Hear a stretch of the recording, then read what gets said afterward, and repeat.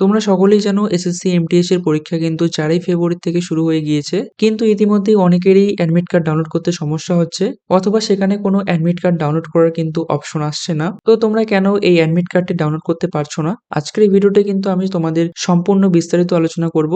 তো সম্পূর্ণ ভিডিওটি তোমরা দেখতে থাকো। তো প্রথমেই আমি এসএসসি এমটিএস এর অ্যাডমিট কার্ড ডাউনলোড করার প্রসেসটি তোমাদের দেখিয়ে দিচ্ছি। তোমরা প্রথমে এখানে গুগলে চলে আসবে আর এই কাজটি কিন্তু মোবাইল থেকেও হবে। তোমরা চাইলে মোবাইল থেকেই করতে পারো। তো তোমরা গুগলে চলে আসবে। গুগলে আসার পর এখানে তোমার যেই এসএসসির যেই অফিসিয়াল ওয়েবসাইট রয়েছে সেখানে তোমরা চলে যাবে। আমি ডেসক্রিপশন বক্সে লিংক দিয়ে দিব। সেখানে ক্লিক করলে সরাসরি তোমরা ওয়েবসাইটের ভিতরে চলে যাবে। এরপর ডান দিকে উপরে দেখতে পাচ্ছ তোমরা লগইন অর রেজিস্টার, এখানে তোমাদের ক্লিক করতে হবে। এরপর এখানে রেজিস্ট্রেশন নাম্বার এবং পাসওয়ার্ড দিয়ে তোমাদের এখানে লগইন করতে হবে। তো এখানে তোমার রেজিস্ট্রেশন নাম্বারটি বসিয়ে দিবে।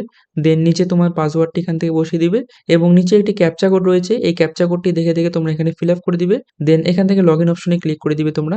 এরপর তোমরা তোমাদের প্রোফাইলে এখানে চলে আসবে। তো তারপর তোমরা এখানে প্রথমে দেখতে পাবে অ্যাডমিশন সার্টিফিকেট বলে একটি অপশন রয়েছে। এই অ্যাডমিশন সার্টিফিকেটের উপরে তোমরা এখানে ক্লিক করবে।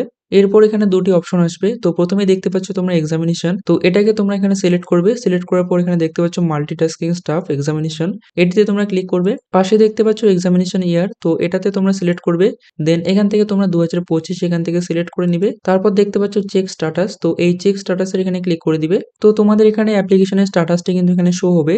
তো প্রথমে এখানে তোমার নাম দেখতে হবে, তারপর তোমার বাবার নাম দেখতে হবে, তারপর রেজিস্ট্রেশন নাম্বার এখানে দেখতে হবে, তারপর তোমার পরীক্ষা কবে রয়েছে অর্থাৎ সেই এক্সাম ডেটটি তোমরা এখান থেকে দেখতে হবে নিচে, তারপর এক্সাম সিটি তোমাদের কোথায় রয়েছে সেই এক্সাম সিটিটি এখান থেকে তোমরা দেখতে পাবে। তো এবার কথা হচ্ছে এখান থেকে তোমরা অ্যাডমিট কার্ডটি কিভাবে ডাউনলোড করবে। তো আমি তোমাদের বলে রাখি অ্যাডমিট কার্ডটা তারাই ডাউনলোড করতে পারবে যাদের পরীক্ষা 2 দিন অথবা 3 দিন পরে রয়েছে। মানে পরীক্ষার 2-3 দিন আগে কিন্তু অ্যাডমিট কার্ড ডাউনলোড হবে, তার আগে কিন্তু অ্যাডমিট কার্ড ডাউনলোড হবে না।